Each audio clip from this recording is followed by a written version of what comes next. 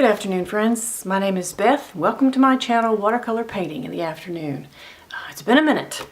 Sometimes I don't have something that I think is going to help you to share, and so I don't make a video about nothing. So, been a minute. But anyway, I wanted to show you my favorite watercolor travel journal, and it was made by Strathmore, and it had such good 100% cotton watercolor paper in it. I just loved it, and they quit making it. Instead, they now make this travel journal that has pages you can tear out, which I understand why they did that. I think people maybe were hoping to be able to tear, pages out of their watercolor journal and have them so they could frame them or sell them or whatever it was they wanted to do. And yeah, so that's what they did. Anyway, you can see that the travel journal is almost exactly half the size of the old sketchbook. So I want a sketchbook. So I've decided to make my own. I took 4 pages out of this pad, and I've got to separate them out. But what I'm going to do is show you how I stitch a very quick watercolor journal. This is very simple. It is not going to take you a long time. It's not hard to figure out. It's not one of those things, I'm going to have to pull that off later. It's not one of those things where you have to know this complex set of stitches in order to get it done.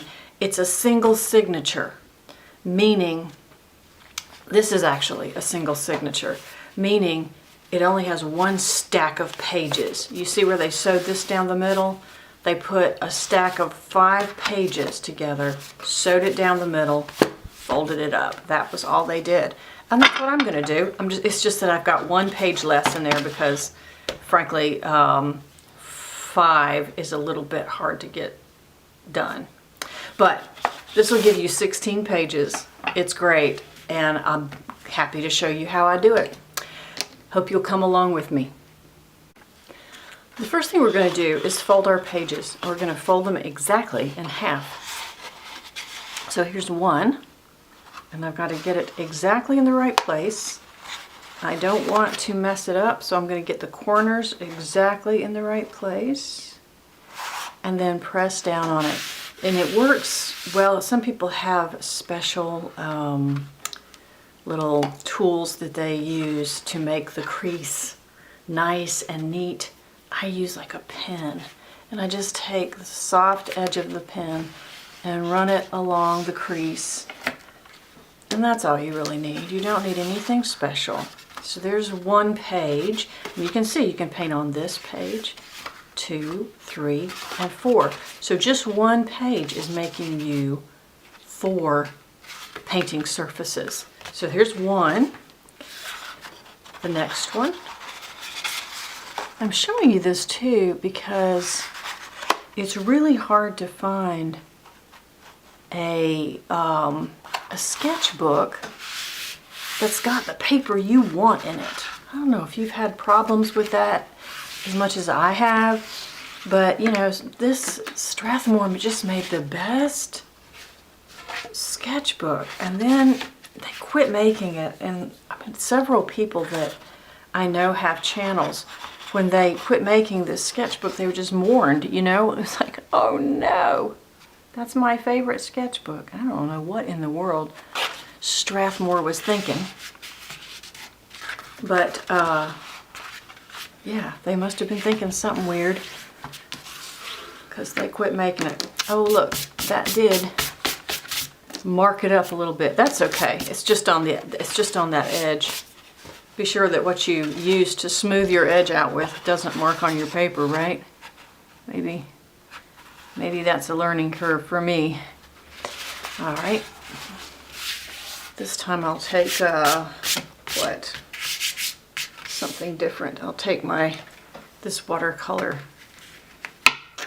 brush and use that to smooth it down. My point is you don't have to have a special tool to smooth these things down with.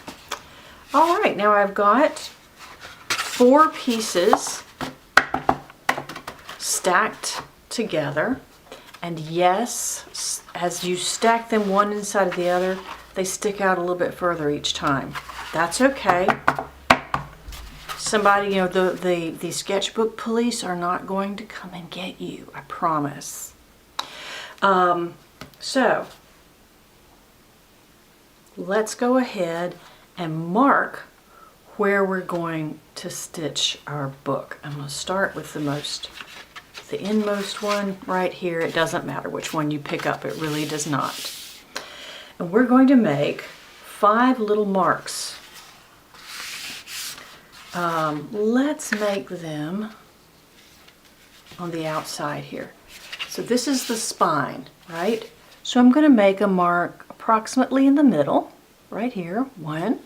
And then I'm going to come over and cut that into thirds, right? And I'm just eyeballing it. I am not all that worried about this being perfect, okay? Then I'm just taking regular Coats and Clark thread. It's a nice quality thread, nothing special. You know what you could use, if you really want to, is dental floss. Dental floss is really usually pretty strong, and it makes a good thread for this. Now, I've heard get 3 times the number of thread as the length of the spine. I'm going to go for 4 because yours truly does love to mess things up. Okay, there we go. That's 4. Sorry, I had to reach back there and get my scissors. Just going to snip that off right there. And I'm going to set it aside just for a moment. I need my needle now. This is just a regular sewing needle. I don't have anything fancy. Regular sewing needle. And what I want to do is find that little dot, and I'm just going to make holes in my paper. Now for this, I need the back, I need a piece of cardboard, so I'm not making holes in something that I want, that I don't want holes in. Okay, just gonna make that little hole right there. You can do this with your needle. You can do this with an ice pick. I've seen people do that. You don't have to have an awl, but you can have an awl if you want, A-W-L, an awl, which is a tool specifically for this, specifically for punching holes. That's what it does. I'm not worried about it. I only need those pinpricks, right? All right, now I'm going to take this and put my next signature, or next, not signature, but next sheet up under it. And once again, I am going to make my holes using the first page as a guide. Just go ahead and make them. Yeah, you want to line this up pretty accurately. All right, put this one aside, pick up the next one, and do the same thing. Just making holes with my needle. I'll start with this top one. If you've ever tried to sew a book before using the, was it Coptic method, it is hard, y'all. I mess it up every single time. I really do. You have to do it a few times, I think, in order to really get it right. Okay, last one.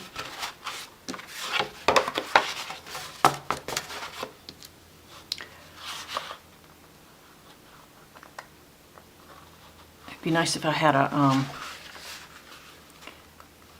one of those little things that you put on your finger, a thimble. It would be nice if I had a thimble, but I don't. So I'm just making the holes. All right, now you take the book. And we are going to assemble this. I will need to thread my needle really quickly. Whoever threaded a needle quickly? I don't know. Okay. And I've got it just like this. Now I want my thread to hang out on the outside. Okay, so I'm going to start in my middle hole right here. I don't think you can see that, but I mean I can see where I put that hole, and I'm just going to push it all the way through. There it is. Pull it until I have about that much thread left. Okay, and then my next stitch goes, let's see, on from the inside to the outside. So this little hole, the next one up, or to the right or to the left, it really doesn't matter, but the next one over. And I'm going to push it through the holes that I made. Can you see that? Okay.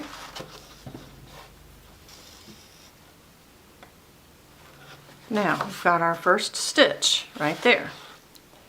Then I'm going to come back this way and go through these holes that I made. Oops. You do have to feel around a little bit to get the right. I almost made a new hole here. Here we go. Let's try this. That's it. All right. There we go. Now, I did make a little extra hole there, but that's okay. That's okay. That's okay. All right, now I am going to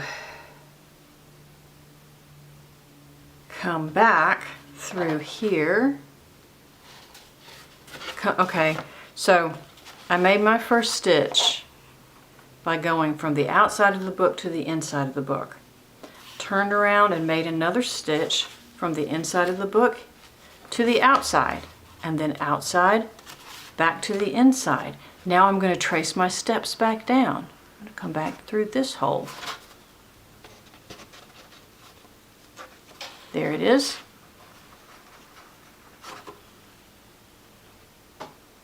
Okay, and this time, instead of going back in here, I'm going to skip the middle hole. I'm going to skip it all together and go over to the next one and go inside with my needle.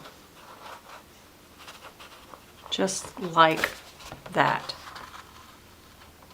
All right, so did you see what I did? Instead of taking it and going back in here, I skipped over it.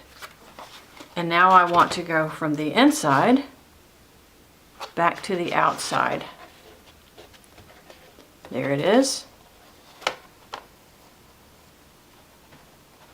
Now I'm going to trace my steps, go back in here, I think. Yeah, go back in here.